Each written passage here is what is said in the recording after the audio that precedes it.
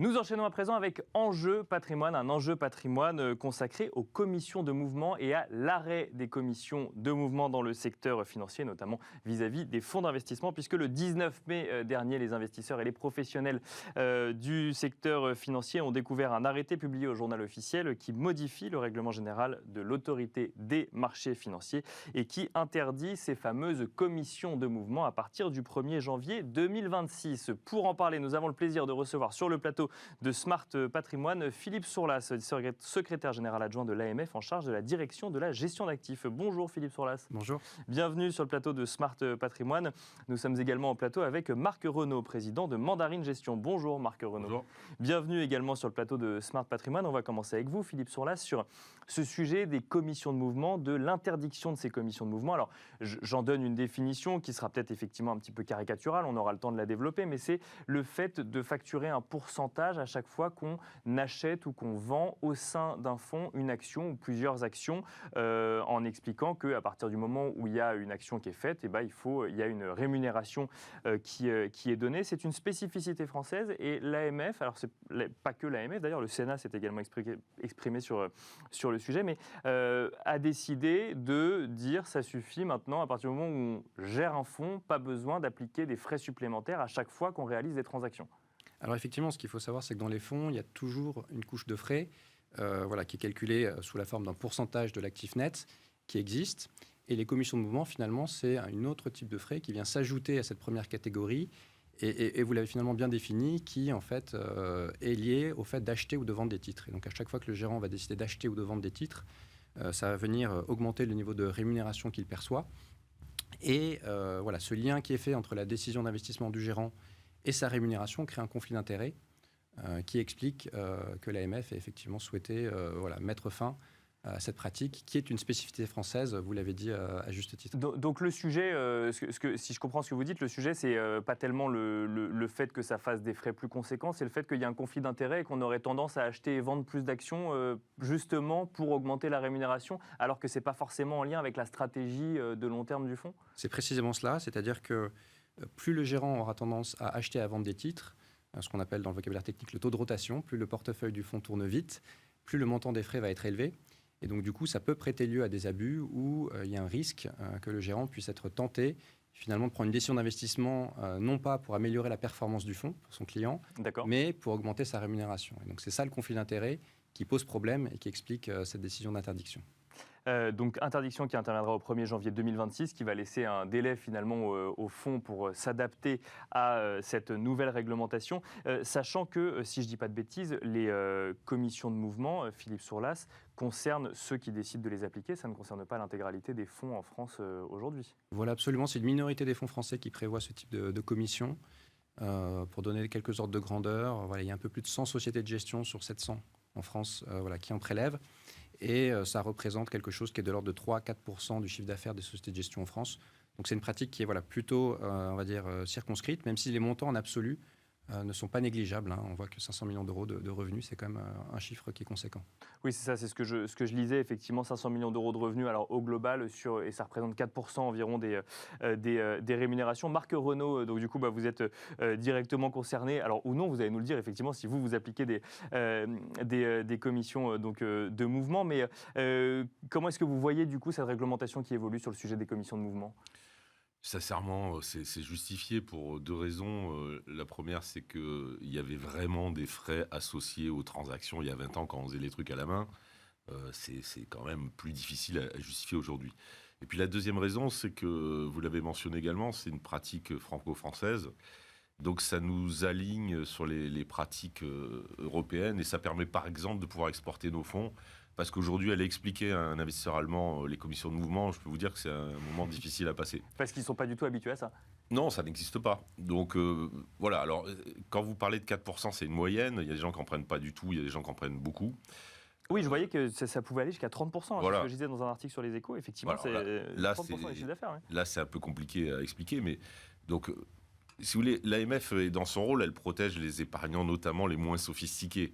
Après, dans la vraie vie, quand dans vos OPCVM, vous avez aussi des sélectionneurs de gestion privée, voire des institutionnels, tournez votre portefeuille pour faire des recettes en dégradant la performance, vous ne pouvez pas vraiment y jouer à ça.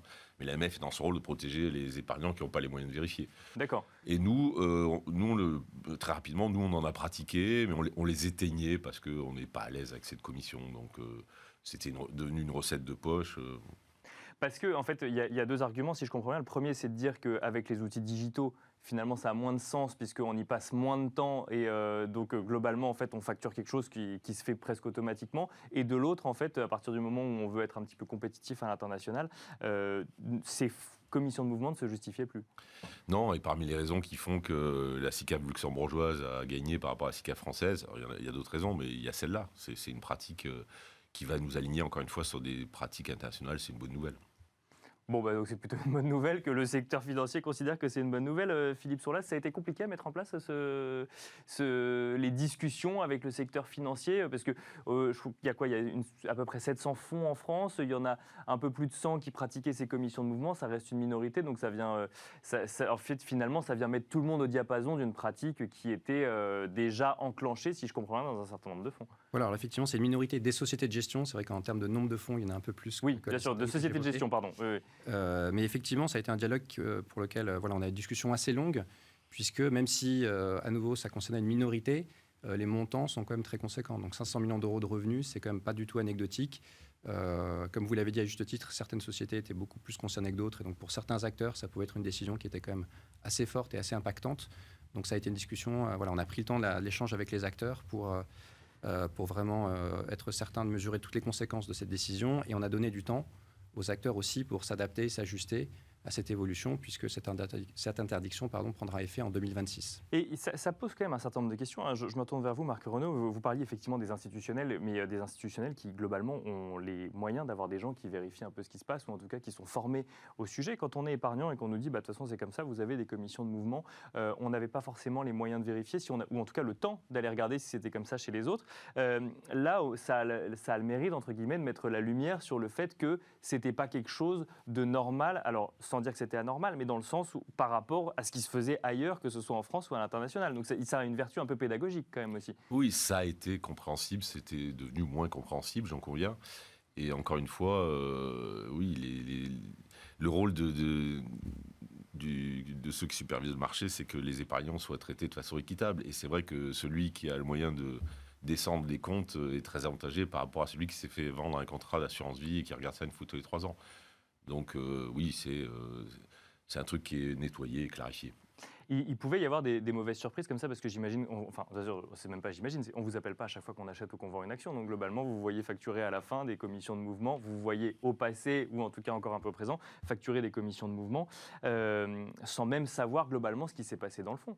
En fait, c'est très complexe et c'est relativement opaque pour le client. Donc c'est là où on est effectivement au cœur des missions de l'AMF.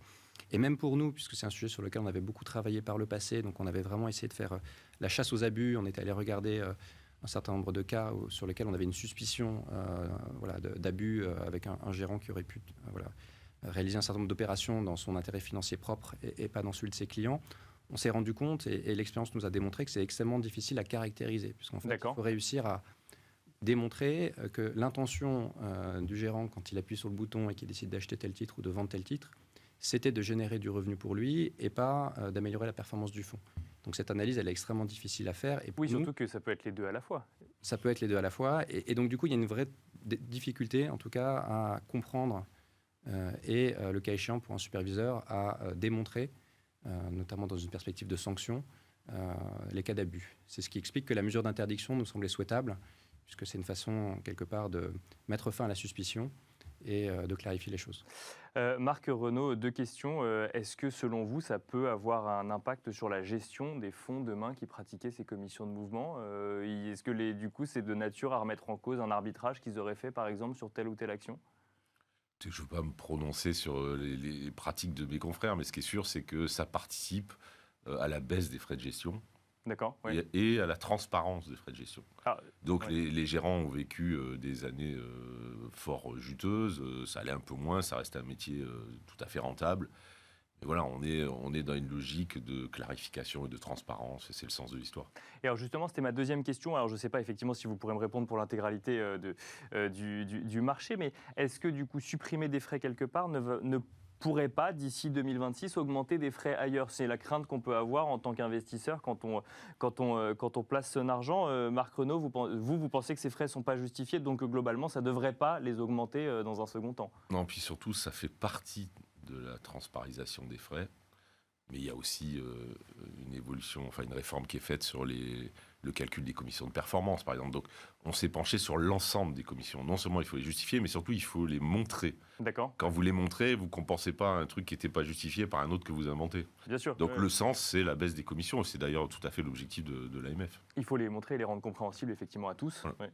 Pour comprendre ce qu'on paye et quand on paye et pourquoi on le paye. Ouais. Ça, clairement, ça a beaucoup évolué et beaucoup progressé depuis quelques années. Philippe Sourlas, j'ai quand même envie de vous poser la même question. Est-ce qu'il y a une crainte quand même de faire augmenter, de voir que diminuer des frais d'un côté, voire les interdire, pourrait faire augmenter les frais de l'autre côté? Enfin, c'est une crainte en tout cas d'un point de vue investisseur qu'on peut entendre. Pour nous, l'objectif principal, c'était vraiment de mettre fin à ce conflit d'intérêts. Donc c'était vraiment ça l'objectif premier. On n'avait pas forcément vocation à déterminer le prix juste de tel ou tel fonds et à se substituer quelque part au mécanisme de l'offre et de la demande. Mais il nous semblait qu'il fallait que ce mécanisme d'offre et de demande se passe sur des bases saines, avec une information effectivement claire et transparente, et avec un régime qui évite les abus. Puisqu'en fait, si on vous vend un fonds en vous disant on va vous charger 1% de frais, par exemple, plus des commissions de mouvement nécessaires à la gestion, et que derrière, des opérations sont faites en excès pour essayer de gonfler ce montant de frais prélevés, on voit qu'on a un problème de transparence et quelque part de traitement équitable du client. Donc c'est à ce problème-là qu'on essaie de résoudre, plutôt qu'une vision qui consisterait à essayer de faire monter ou descendre le montant total des frais. Donc un sujet vraiment de transparence, de compréhension de comment fonctionne finalement la gestion d'un fonds et les marchés financiers pour l'épargnant final, quel que soit son niveau de compréhension. Voilà, on est vraiment au cœur de nos missions. On est vraiment beaucoup plus attentif aux clients particuliers qu'aux clients professionnels sophistiqués qui ont davantage les moyens, comme le disait Marc Renaud, de faire leur due diligence, de vérifier un peu pour eux-mêmes la façon dont les frais sont calculés, la façon dont ils sont prélevés. On a forcément des règles plus strictes et plus exigeantes pour cette catégorie de clientèle-là.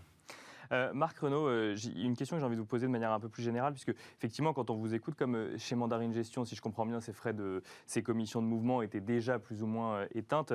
Ça n'a pas l'air d'être un sujet vraiment pour vous. Et alors le sujet est peut-être un peu plus général de transparence vis-à-vis des investisseurs. Est-ce que ça change la façon dont on aborde le sujet investissement avec ses clients, le fait d'arriver avec plus de transparence, plus de pédagogie sur comment on applique des frais et ce qu'on fait à l'intérieur d'un fonds? Oui, alors encore une fois, quand vous avez affaire à une clientèle professionnelle qui constitue beaucoup de mes fonds, Ils savent. puis vous amusez pas à tourner le portefeuille pour faire des recettes parce que ça ne durerait pas longtemps. Hein. Mais la transparence, ça veut dire plus de concurrence. Je fais une ouverture sur les commissions de surperformance. Celles-là, elles sont justifiées. Si vous faites de la surperf, vous en prenez un bout. Elles ont été modifiées dans leurs calculs pour qu'il n'y ait pas je me rattrape après une mauvaise année, etc. Ce que là aussi est censé. Tout ça participe à expliquer, justifier nos commissions. Encore une fois, c'est le sens de l'histoire, ça ne me choque pas. Oui, parce que commission de surperformance veut dire je récompense j'ai envie de dire, le travail que j'ai fait et le résultat que j'en ai obtenu. Voilà, je suis plus à l'aise à réclamer ça qu'à réclamer une commission de mouvement, clairement. Oui, parce qu'il y en a un, c'est du moyen et de l'autre, c'est du résultat. Donc, oui, en fait, globalement, quand on rémunère le résultat, le client le comprend le plus. Voilà. Donc, oui, on est obligé d'expliquer, mais ce n'est pas en soi embêtant. Philippe Sourlas, donc du coup, si je comprends bien, plus de performance, j'allais dire, non, plus de transparence, plus de performance, ça je ne sais pas, c'est propre à chacun. Plus de transparence donc pour ce marché financier. Donc 1er janvier 2026, c'est ça, 2 ans pour s'organiser en tant que société de gestion vis-à-vis des différents fonds. Absolument, comme vous l'avez dit, les sociétés de gestion vont revoir leur tarification. Donc certaines vont choisir quelque part de subir une perte de revenus liée à cette suppression. D'autres pourront choisir de compenser cette perte de revenus en tout ou partie par une retarification, une hausse de tarifs sur d'autres catégories de produits, qui peuvent être d'autres fonds, qui peuvent être des mandats de gestion également, puisqu'en fait, c'est également une composante importante du revenu de certaines sociétés de gestion. Et on sait que sur les mandats, retarifier un contrat, ça prend du temps, parce qu'il faut l'accord du client. Donc c'est un processus qui peut être long. Donc d'où l'idée de laisser du temps aux gérants pour à nouveau s'adapter à cette modification qui est importante en termes financiers pour beaucoup d'entre eux, enfin pour certains d'entre eux, et du coup leur laisser le temps de s'adapter et quelque part aussi par ailleurs pour nous. Et on finira là-dessus puisqu'on a plus de temps. Très bien. Et l'idée peut-être d'enclencher aussi une autre discussion à la rentrée sur les mandats de gestion et les commissions de mouvement dans les mandats de gestion. Donc on se laisse aussi le temps pour cette autre discussion-là qui arrive. Et ben vous reviendrez nous en parler dans Smart Patrimoine avec grand plaisir. Philippe Sourlas, secrétaire général adjoint de l'AMF en charge de la direction de la gestion d'actifs. Merci également Marc Renaud, président de Mandarine Gestion. Merci à vous de nous avoir suivis. On se retrouve demain à 13h sur Bismart.